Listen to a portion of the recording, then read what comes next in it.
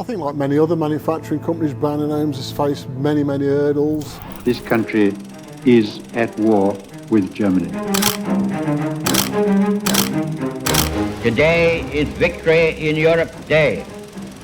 Tomorrow will also be Victory in Europe Day. I think this is the most significant financial crisis in the post-war period. You must stay at home. The people of this country will rise to that challenge, and we will come through it stronger than ever.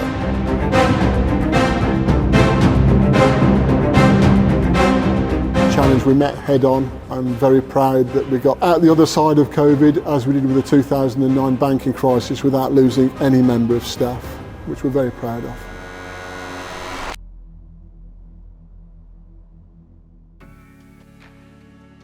Brown & Holmes was founded, as I say, in Coventry. It was founded by Mr. Holmes and Mr. Brown, both ex-apprentices of Coventry Tool and Gauge. They worked there for a number of years and basically decided to set up their own business, as I say, 1939. World War II broke out just as they formed the company. They were basically, because of the work they were doing, obviously manufacturers and supporting the country's defence, they were advised, or if not forced, to move out of Coventry for obvious reasons, and they relocated just over the Staffordshire border, actually, a stately home called Lullington Hall, where they resided and supported the country's war effort all the way through to 1945. From there they moved to a location in Tamworth, a small facility underneath the arches, as the joke was, but there's some famous arches that a railway line runs across in Tamworth. And then they moved to two other sites, finally residing right in the middle of Tamworth, what we called Rosy Cross,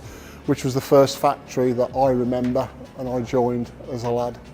And Mr. Holmes and Mr. Brown were obviously experienced, very skilled gauge makers. There was a very big market for that product in the wider manufacturing world, and that's what they normally did through the late 40s and 50s, and in the 60s they started to branch out using their manufacturing skills. They worked very closely alongside particularly Cincinnati Millicron, which had a site in Tamworth and also Birmingham. And they expanded into special purpose tooling and equipment and components that went into machine tools. Brown & Holmes has faced many hurdles, either internal or external. The external ones being the bigger ones. I can remember in my own working lifetime 2 very severe recessions when I was a young guy, which Brown & Holmes had a culture of nominally steering the business through and supporting as many of their staff as they possibly could. In mine and Carl's tenure, we've been faced with some pretty cataclysmic obstacles in front of the business, not least the 2009 banking crisis, which was very hard on our business, and more recently the COVID experience, which brought on a totally different challenge for the business, but a challenge we met head on. I'm very proud that we got out the other side of COVID, as we did with the 2009 banking crisis, without losing any member of staff, which we're very proud of. We picked the business up with a lot of debt, a very little order book, and we look where we are 21 years ago, and I forget to mention the fact that we were served an eviction notice on the first day that we took over the business. So we had to move quick, and we've had to be used to moving quick, but yeah, from those early days of having a £50,000 order book, 38 employees, we now operate from 3 sites, 2 in Tamworth, 1 in Derby, and there's 70 employees within the business. We've diversified.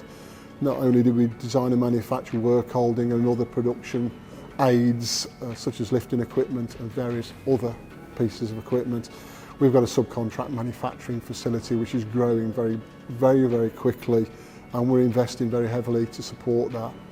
And then we've got our Derby site, which has been a diversification recently into electrical control cabinets, which we've had to bring a totally different skill set into the business, but we're running out of room at Derby, so yeah, we kind of feel like we're doing the right things at the moment.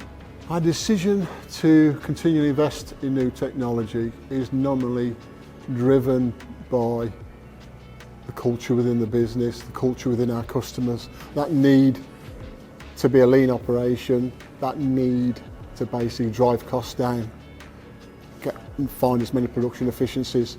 And technology does that, but it's a partnership. It has to be with the right people who are running that technology. It has to be bought for the right reason. We don't just buy technology for the sake of it because it looks good, but we've got to put up a good case as to bring any piece of equipment into this business.